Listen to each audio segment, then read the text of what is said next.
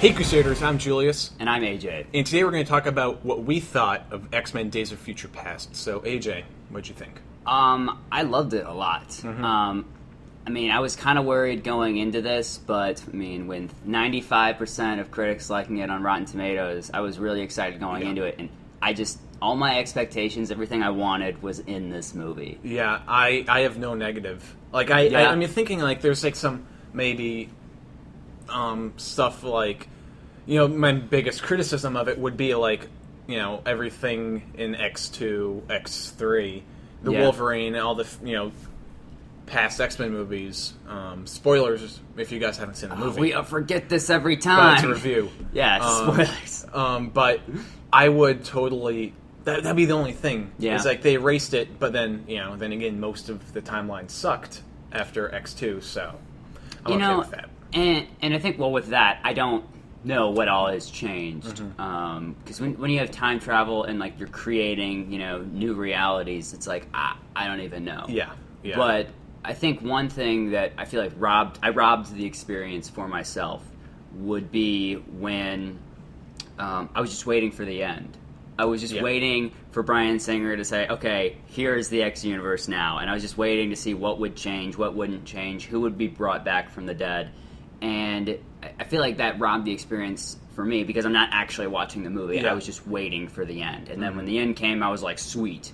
Even though the rest of the movie was still very good, I feel like I was focusing on that while I'm watching it. How about the Quicksilver scene? Because everyone, before they got the magazine covers released, it's like, Quicksilver looks so stupid. And he did look stupid. He looked so bad. I think that was so genius of them to make his Empire magazine cover the worst. Yeah. It was so bad, and then everyone was so frustrated with that. But he was, one of my favorite parts of the movie. Yeah, he's a scene stealer. Like that. Yeah. That's the equivalent of the Nightcrawler scene in X2, I think, of how awesome it was. Yeah, it definitely was up there and just so cool. What I think they're doing though is the most interesting part of the movie is the dynamic between Xavier and Magneto. Oh yeah, definitely. Is I think what they're doing is they're putting that foot forward as these are the faces of the franchise now, or they're trying to, because Jackman isn't going to be around that much longer, and these guys I think are doing a pretty good job of leading.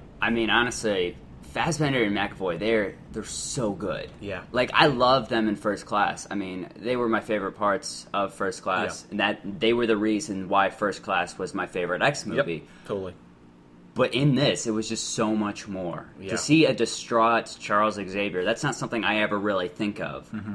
The idea of a young Xavier who was kind of cocky, that was new. And to see him in this, I gotta say, they just did phenomenal. And Fassbender, he's so Magneto. He's so, when he's, manipulating all the metal and stuff and, launching people around, I'm like, that's Magneto. He brings out the complexity in the character where you see that there's good and he knows he thinks what he's doing is good. And you can sympathize to a certain extent with him to why he's doing all this. And sometimes you agree. Yeah. You're like, that's actually the way to go. But... yeah, it's...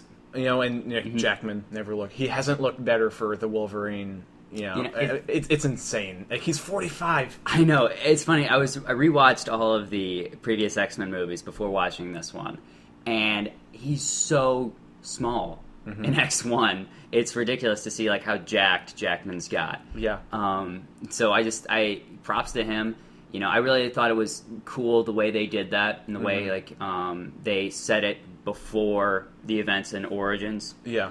So he didn't have the metal, so he could go up against Magneto. I thought that was really interesting. And just the way that they just reset everything, I think, was brilliant just because, they really had no sense of direction, Yeah, you look at, after X3, there was the Origins, and then they were like, what are we doing? And then they had the First Class, and then the Wolverine. They didn't know what they were doing, and this movie really tied everything together so well. Yeah, it's rebooting the franchise without really having to reboot. Yeah, it's fantastic, and I would put Fox above Disney and Sony right now, just based off of this movie.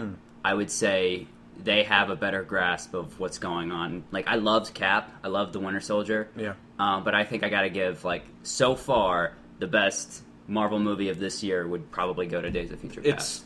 I think it's the best storytelling we've ever seen in a Marvel movie. Yeah, I could have. I mean, like, Winter Soldier had more action. Yeah. It was like there was so much action, so much fighting going on. But I would say this one, it was just more in depth. Yeah, totally. And I mean, loved Cap. I gave it a good review. You know, thumbs up.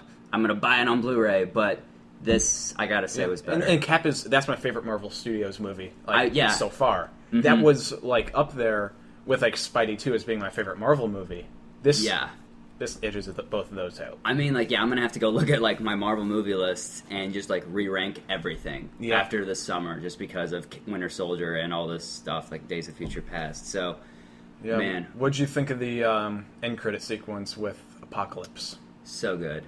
When they're like chanting his name, and you see this young Apocalypse just like not even like moving his fingers, and like he's not big. Like he's like, he's really young, so he's very young. Small form. I mean, if I didn't even know that was Apocalypse, I would have thought it was like a woman, because he was very small. Yeah. And so, that was just so cool. And then to see his 4 horsemen in the background, oh man, like so pumped. And it gets me more excited to just see how they're going to tie that in to the rest of the universe, because they didn't discuss Apocalypse ever before. Yeah. And this new movie is going to be set in the 80s. So that'll be really interesting to see how they tie it together. I trust Fox right now, because I didn't know how they were going to tie all this together, and they did it. Yeah, totally.